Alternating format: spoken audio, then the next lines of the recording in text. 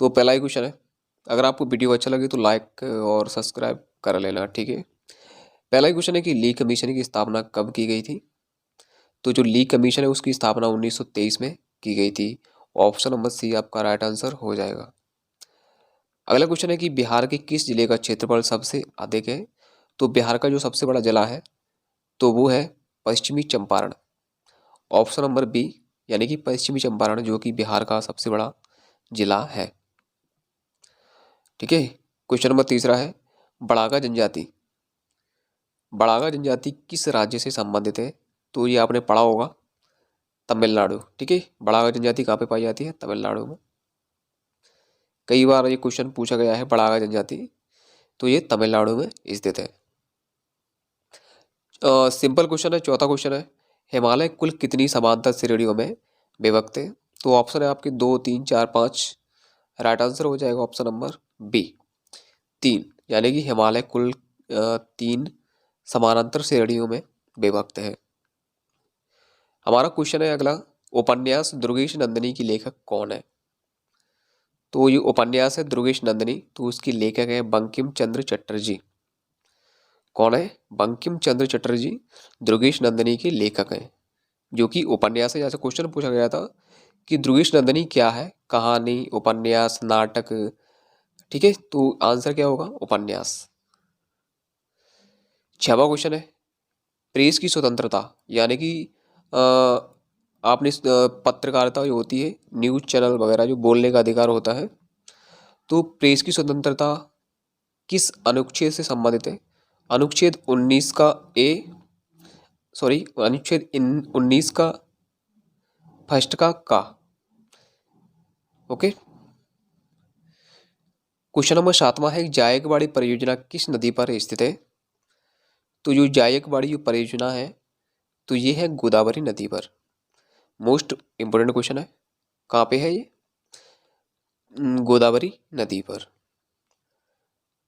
Next हमारा geography से question है कि जीरो अक्षांश इसको क्या कहा जाता है? तो जीरो अक्षांश यानी कि इसको विषुवत कहा जाता है।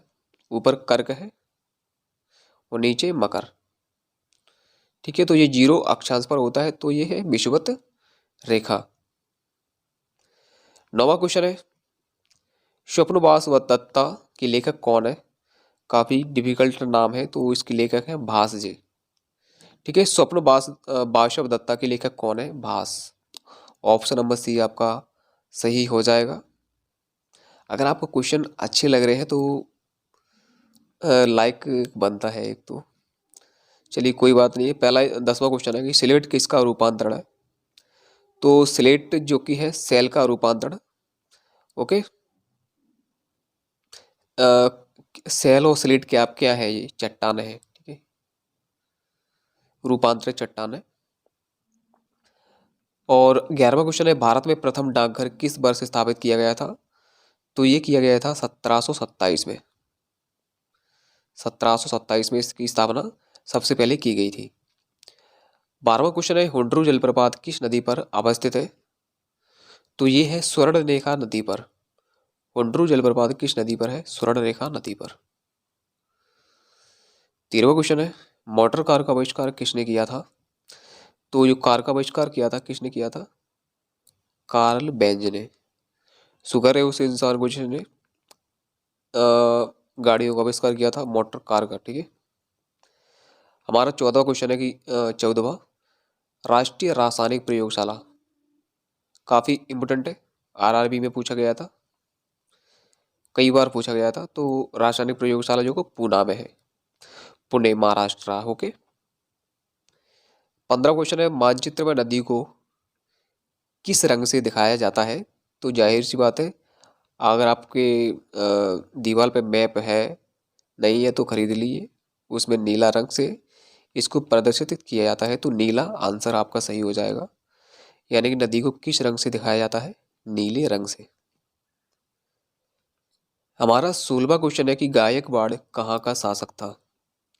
तो जो गायकवाड़ था वो बड़ौदा का शासक था। बड़ौदा कहाँ पे है?